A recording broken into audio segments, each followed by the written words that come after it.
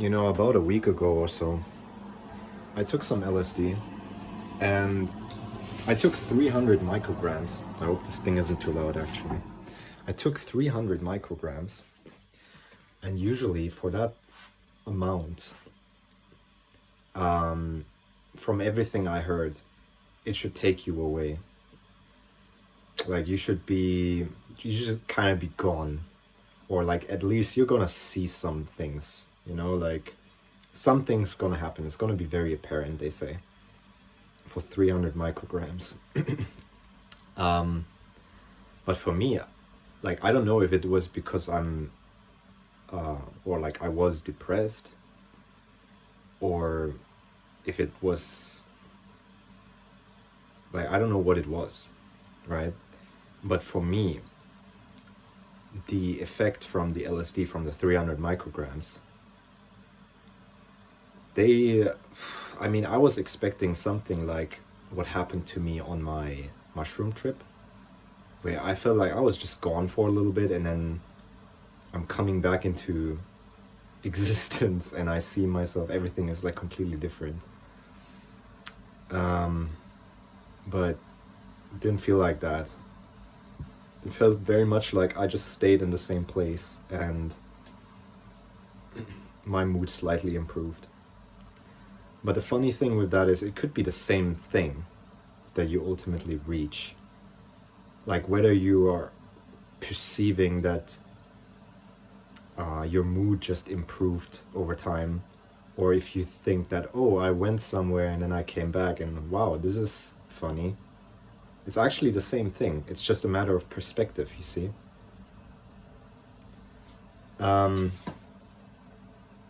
The effect could be the same, like ultimately, oh, okay, you feel better and you see some things that you haven't seen before. That's very vague, right?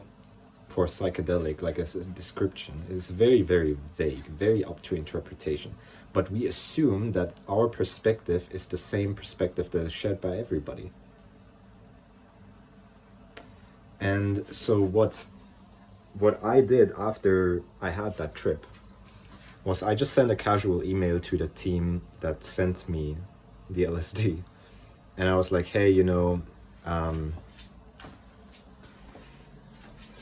this LSD, it actually didn't have it didn't have any effect. I'm just yeah. Okay. It didn't have the effect.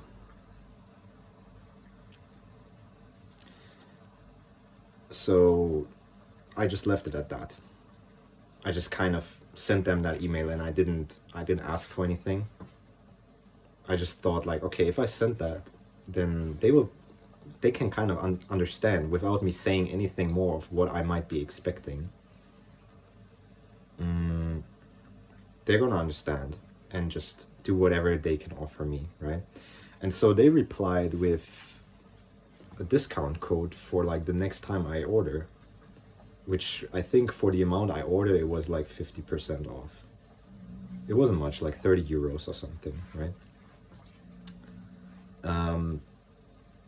And I guess to them it felt like, okay, like we're a company, we cannot just,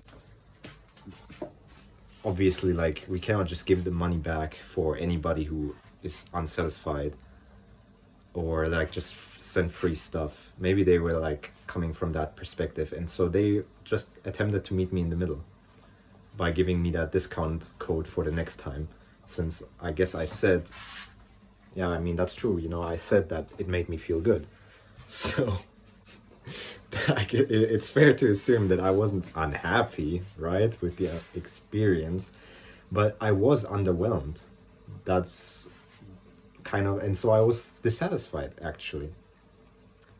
You know, in truth, I was actually dissatisfied, but I didn't say it like that. Well, or I mean, I guess I did, but the point is like they thought, okay, this is probably fine. Like he's not unhappy with the product, but he also did enjoy it, So let's meet him halfway. It actually makes sense. But for me, it felt like, no, this is like, getting distracted a little bit, but for me, it felt like they are just, they don't give a fuck. That's what it felt like to me. Like they're just like, okay, here's your discount code for next time you order, sucker. Like, we're not giving you anything back for that. Just next time you order, here's your discount code. You flipped. So, from my perspective, it almost felt a little bit like an insult, you know? I wasn't mad at them. Like, I wasn't mad before, and I wasn't mad then, and I'm not mad now. But it just occurred to me how it's just such a different perspective, you know? They had no clue. And that's funny to me. Like, from their side, it was probably like, okay, well, let's meet them halfway. From my side, it was like an insult. But if I understood them, then that wouldn't be such a problem. I want to show you my cat, actually. Can't decide whether to go outside now.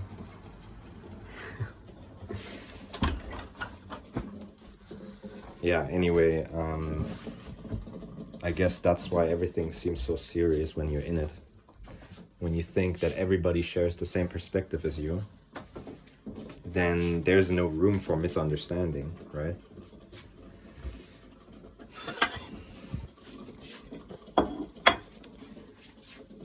So, as soon as something goes wrong, you have no room to say like, hey, it was just a misunderstanding, and kind of figure it out from a positive, collaborative point of view. But no, you just assume the worst.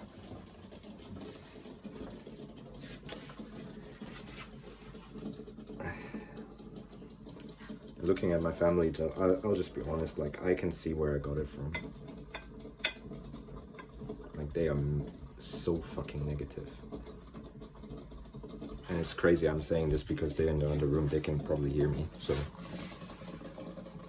Like, can you imagine me standing in the kitchen and just saying that they're negative when they can hear me?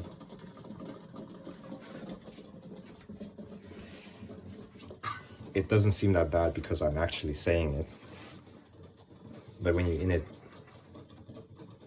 you know, you just kind of put some distance in between yourself and the situation that is happening in the moment. And then you have the distance. And then you can talk about it as it is, you know. And there's nothing more to it. It's simple.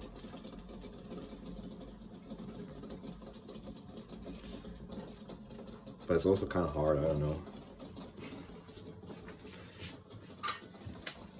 And I guess because life doesn't always feel that colorful like we wish it to be, like glamorous with nice lighting. I mean, this kind of nice light.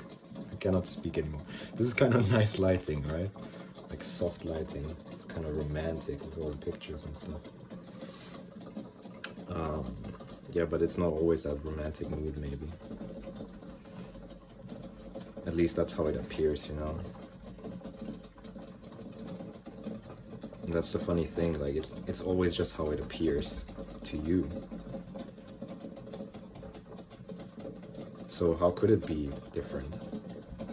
It couldn't be. It could never be, no matter what. Because in the moment where you're thinking one thing, you're not thinking the other thing. How could you?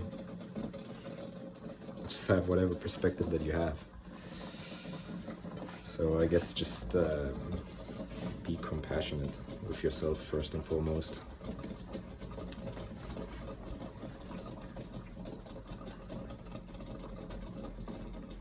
Maybe it sounds kind of vague to say that, like, just be compassionate, be loving.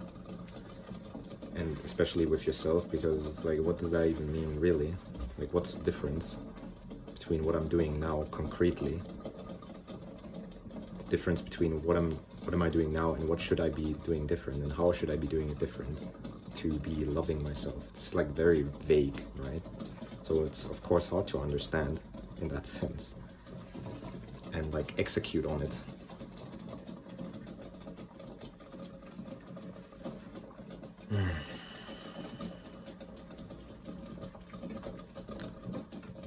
I think there's overemphasis on money and work, and an underemphasis on love and connection. And that is just simply why the world is the way it is. I mean, theoretically speaking, we have the resources. We have what it takes. We have everything it takes, really, to feed every person on the planet. But we don't. So where is that coming from? You know what I'm saying? Like, it's not that we can't. It's not really the problem that we can't, but we don't want to. And just kind of being able to admit that, because I want to be nice to my family and especially my mother, who's always negative to me. But sometimes I can't do it anymore. So yeah, that's then the kind of point where people even use it against you, to be like, oh, see, you are negative, you're the problem. Like they finally get it out of you, and then they use that to reinforce their perspective when you finally break. So this could be like weeks of ongoing verbal abuse that you just kind of take and you don't say anything. And then finally you break and you say something back, and then they are stunned. They're like, like the Pikachu meme. Maybe I can put that up. They're like, oh my god, what? You call me an idiot after I called you one?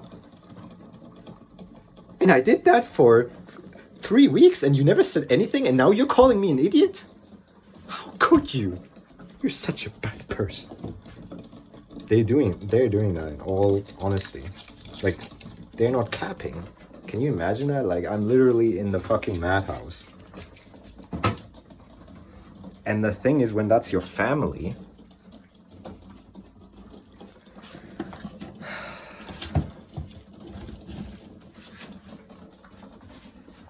and you know, like, they think they're not crazy.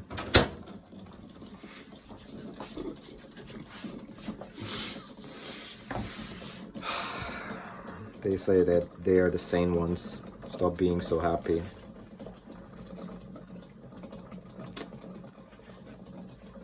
Whatever it might be, you know,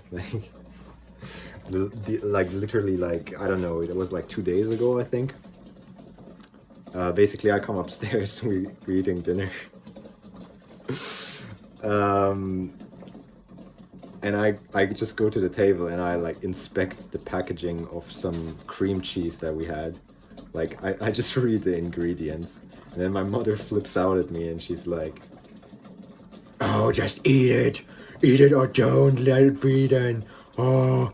And I'm like, yo, what the fuck?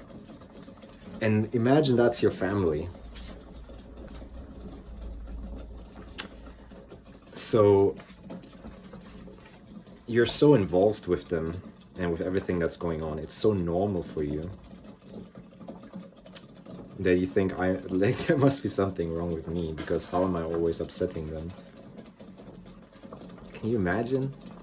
Like, I just literally said it, like the mindfuck, you know? Imagine me literally thinking that that situation was my fault because I finally blew up. I finally blew up that day, and I was like calling my mother an idiot. And then, I mean, that's after she called me an idiot for basically telling her to stop complaining about me doing random shit.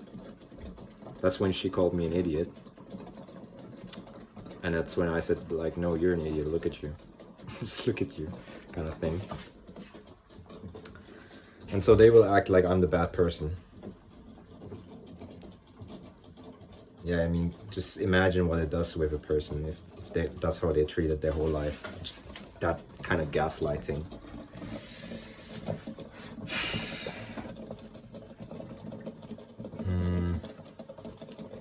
But yeah, the point is, we don't see the other perspective, you know? So if I now replied to them and I was like, okay, well, this, I don't know, this feels like an insult because, come on, like I already bought your stuff and I wasn't happy with it and now you're just telling me to buy more. I mean, even saying that, it, like, I already kind of framed it all in the wrong way, right? I said I'm unhappy, which would kind of contradict what I said earlier. It's so hard for me to concentrate on two things at the same time while I'm like making my eggs, boiling some eggs, and at the same time making a video. This is hard. This is so hard for me. I absolutely cannot speak while doing something else. It's a thing of impossibility for me. But also tell me like about the style of this video, because this is like as if I'm kind of doing it as if it's a voice call or something, which I like. Like this has more of a real feel to it than anything else. So really, I would like to do it like this, my content in general.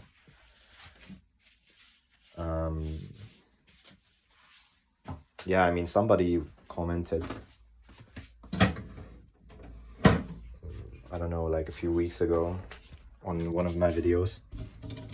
They were saying that, oh, you know, you walking through the forest, it just feels like you're talking to a friend. Yeah, just having a walk with a friend and talking to them. And I really liked that comment. I thought, yeah, that sounds nice. That's kind of how I would like it to be perceived. That sounds good.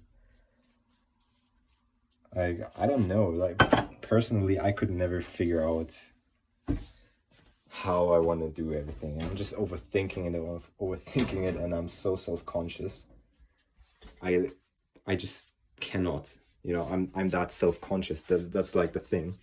I don't know, the things that I'm saying, it might sound very high to you or something, very like, okay, you're like true, but kind of out there. Like, I'm using like all the time now because it's hard to describe. Like, even if I say, okay, here, you want to go out or go in? You have to decide now. My cat just cannot decide. Okay. Holy shit. It's hard for me to concentrate. Like I said, I it's so hard for me.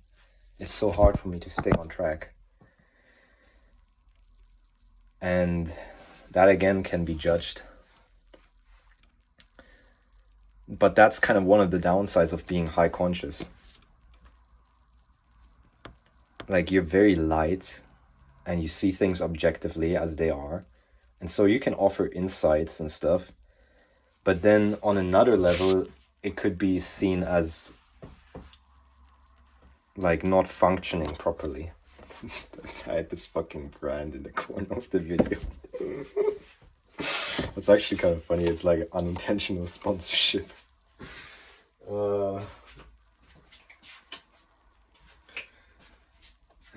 Trying to figure out what to eat. I can't.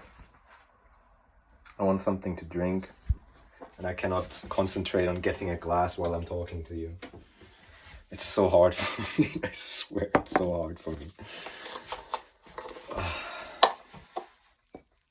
Can you talk while while doing other things,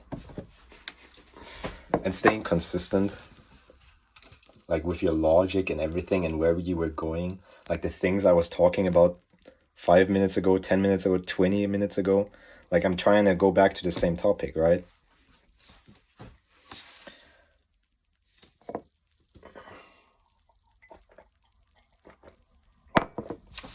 And not get distracted by whatever other stuff that might come up while I'm talking about it. And to me, looking at that, it's literally, I just see how people are sleeping in that sense. Like I see kind of what I guess they mean. Like, oh, he's sleeping, oh, enlightenment, blah, blah, blah, blah, blah.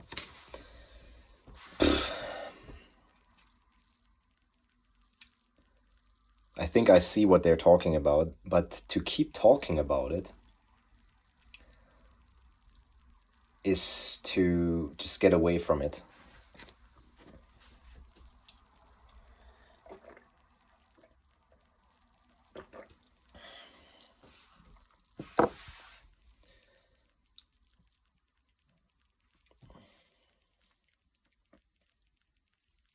It all kind of comes down back to the same present moment, right?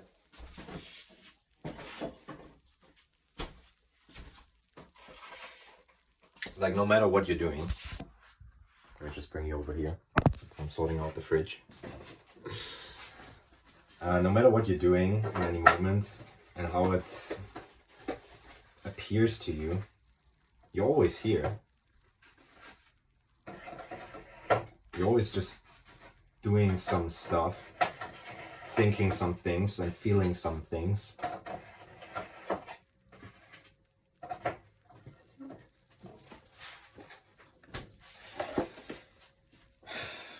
That doesn't change, you know? It doesn't change ever. Not in this moment, not while you're watching this video. This video has been going for like 22 minutes now, but the question is, what is 22 minutes for you? What is 22 minutes for you? In this context, it might seem like a long video, but 20 minutes when you're with a lover just flies by like nothing, right? So what are those 20 minutes really? They're just a perception of time.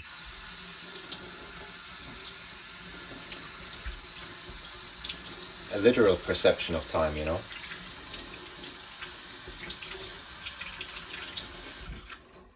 Well, it takes 20 minutes till we get there.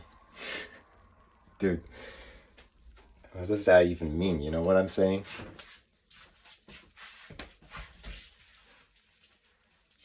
It's completely different for every person, what that means, you know? For one person, it could mean listen to another few minutes of your podcast. And for another different person, it could mean, oh my God, like I just have to sit here. And for another so long, because if I say 20 minutes again it sounds like 20 minutes, you know, so I cannot say 20 minutes, but it just feels like forever. Okay, this station and then this station. You're riding with a bus. When are we gonna finally get there? Come on now. I wanna go home. I wanna drink coffee.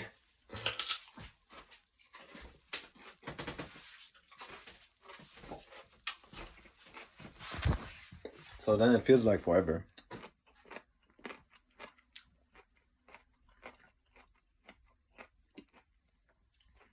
But for me, this time is going very quick. Another 2 minutes elapsed since I started talking about this. It was a snap of a finger. But I hope now I could use that. I hope I just was able to transfer this experience. Because that's the only thing I could really hope to do. I always ask myself, like, what can I offer to the world?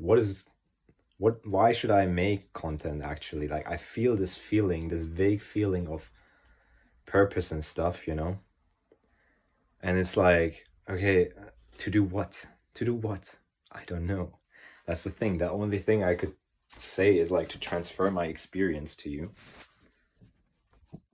Because otherwise, what would the point be?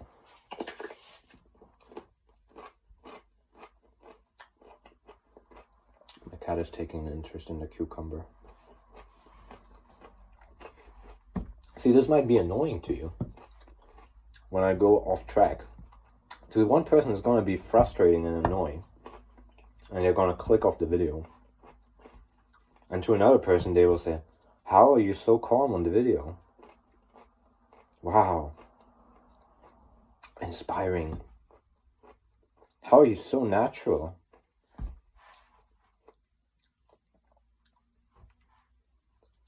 You know?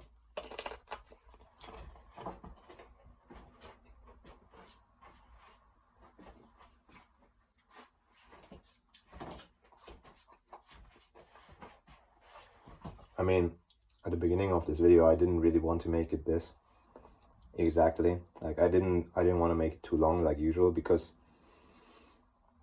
my usual mode of thinking is that the same kind of logical way that everybody is thinking. Okay, what's the point? What am I making here? What am I saying exactly? What am I saying exactly? What is the word for word thing that I should know? Or why is it that you're making this video exactly? Like, can you just say it? What is it? What is it that I'm trying to express here? That type of thing.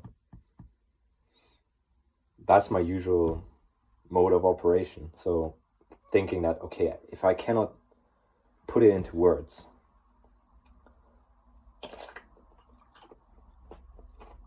then it doesn't have any value. Or like, how do I even say that? I mean, this is what I'm doing right now. It's kind of an expression, right? I'm expressing to you. And I'm not expressing to you only that I'm in a calm mood and I'm eating a cucumber. But it could also be like a whole statement about how to approach life and the whole thing. Because I'm on camera to the world.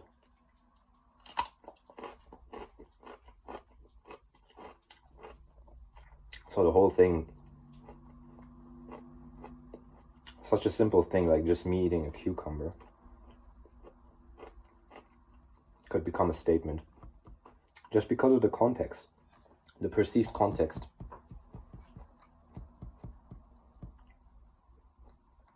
Oh my god. Guy eats cucumber on YouTube. Headlines. He's totally chill about it. It's weird, it doesn't make sense. And yet he's doing it. He's doing it. Even though it doesn't even make sense. Outrageous. It's in the headlines. There's this song. I think you've heard of it, definitely. The Sound of Silence. I love that song, actually. And I don't know, it sounds almost like it's edgy or something, if I say that. Because it's so... Like, I mean, I guess people can tell that it's, like, supposed to be a deep song. But then from one perspective, you're kind of just poking fun at that. Like, oh yeah, so deep, ooh, edgy. And from another perspective, it's very, like, serious and deep and actually sad. The Sound of Silence. Because what I hear from that is in one part of the whole thing, he's like in one part of the song he's singing, the words of the prophets are written on the subway walls and tenement halls. The words of the prophets are written on the subway walls. It's so fucking deep, actually. Like, you don't really need a prophet. You can go into the subway station and you can read the words of the prophets written on the walls. You know what that means? It means the fucking mood of the people is reflected everywhere. You can go into a subway hall and you can read it written on the walls. the words of the prophets. So, because that's the mood in the society where this is happening. Like, in another society, it could be those cave paintings, right? And you call it primitive, but that's a mood.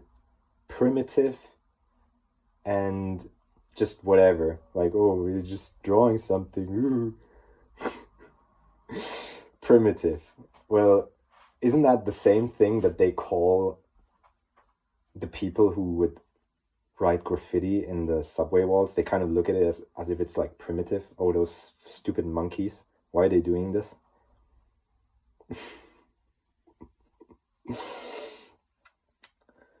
And so everything seems so easy. Like, you can just so easily justify it from your own perspective. Now, my mother is coming home.